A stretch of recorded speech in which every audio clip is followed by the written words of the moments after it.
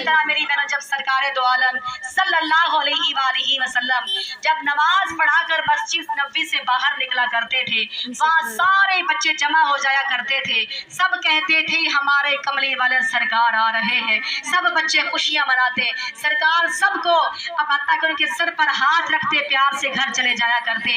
एक दिन उन बच्चों के साथ एक यहूदी का बेटा भी आ गया, और वो जब हत्ता कि उसकी जुबान से निकला कि हमारे भी कमली वाले आ गए हैं, जब इतनी सी बात कही तो मेरी बहनों, वो यहूदी के बेटे ने जब देखा कि सरकार ने उसके सर पर भी हाथ रखा और प्यार से पेश आए, तो यहूदी के बच्चे के दिल में हुजूर की मोहब्बत पैदा हो जाती है। सुभान अल्लाह, इतना प्यार हो गया, अब उसके दिल में इतनी मोहब्बत हुजूर के लिए पैदा हो गई। यहूदी का बेटा जैसे ही अजान सुनता था, दूसरे बच्चों से पहले आ जाता था कि वह मुसलमानों के नबी हैं, लेकिन इतनी मोहब्बत शदीद करने लग गया।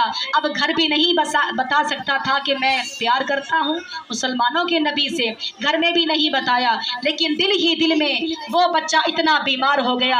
कुछ दिन गुजर गए, लेकिन सरकार नमाज से वापस आते थे, बच्चे को प्यार से सर पे हाथ रख के चले जाया करते थे। कुछ दिनों के बाद वो बच्चा नजर ना आया।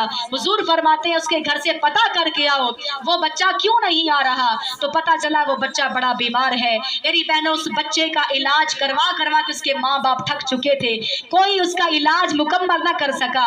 एक दिन उसके बाप ने पूछा, बच्चे तेरी हालत बड़ी नाजुक हो चुकी है, लेकिन बता तो सही आखिर कौन सा मर्ज है, तू बहुत हत्ता कि मैंने बहुत पैसा लगाया, तू ठीक ही नहीं हो रहा, कोई आखिरी ख्वाहिश है तो वो मुझे बता दे, तेरे बचने के आसार मुझे नजर नहीं आ रहे, कोई ख्वाहिश हो तो मुझे बता दो।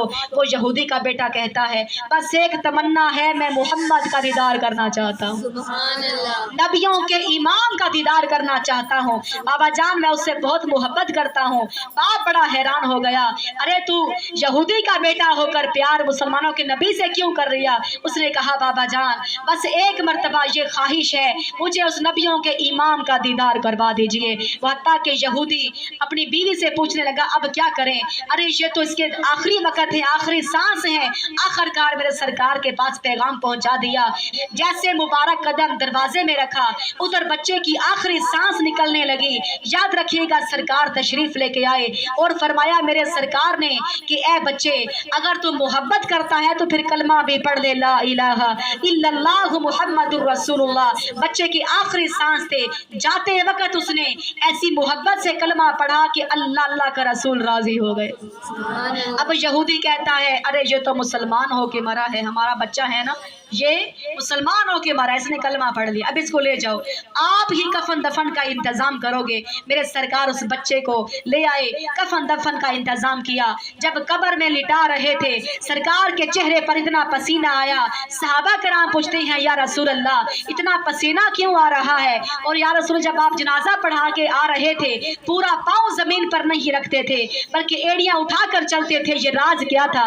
हुजूर ने फरमाया, मेरे सहाबियों, जब जनाजे के साथ में आ रहा था, अल्लाह ने फरिश्ते आसमान से इतने भेजे कि पूरा पाँव रखने की जगह नजर नहीं आ रही थी। और जब मैं कब्र के अंदर बच्चे को लिटाने के लिए खुद गया, तो मैंने देखा अल्लाह ने हूरें इतनी जन्नत से भेज दी, सुभान अल्लाह, जो सारी उसकी कब्र के अंदर उतर के आ रही थी। पता चला, याद रखिए कि यहूदी का बेटा होकर आखिरी सांसों में उसने ऐसी मोहब्बत से कलमा पढ़ा कि अल्लाह को उसका नाज इतना पसंद आ गया कि जनाजे के साथ अल्लाह ने फरिश्ते भी भेज दिए, सुभान अल्लाह। अगर एक उम्मती होकर सच्ची दिल से हुजूर से मोहब्बत करता है, फिर ईमान से सोचिएगा मेरी बहनों, जिसके दिल में हुजूर की मोहब्बत होगी, जिसकी जुबान पर हमेशा मेरे आका का दरूद और सलाम होगा, उस पर जहन्नम की आग कैसे असर कर सकती है? अरे ये तो वो लजपाल नबी हैं, मदीने की गली से गुजरने लगे, अचानक एक घर की दीवार के साथ टेक लगाकर गुफ्तगू फरमाने लगे। औरत यहूदी की बीवी के कानों में आवाज मेरे नबी की पहुंची, वो दौड़ के आई, अरे ये तो वो है जिसकी आवाज सुने तो इंसान मुसलमान बन जाता है। उस यहूदी की बीवी ने खिड़कियां बंद कर ली, दरवाजे बंद कर डाले, इसकी आवाज मेरे कानों में आ गई तो मैं मुसलमान ना बन जाऊं, लेकिन अल्लाह ने उसके दिल की खिड़कियां खोल दी। अल्लाह ने फरमाया, जिब्राइल मैंने इस औरत को जन्नत अता फरमा दी।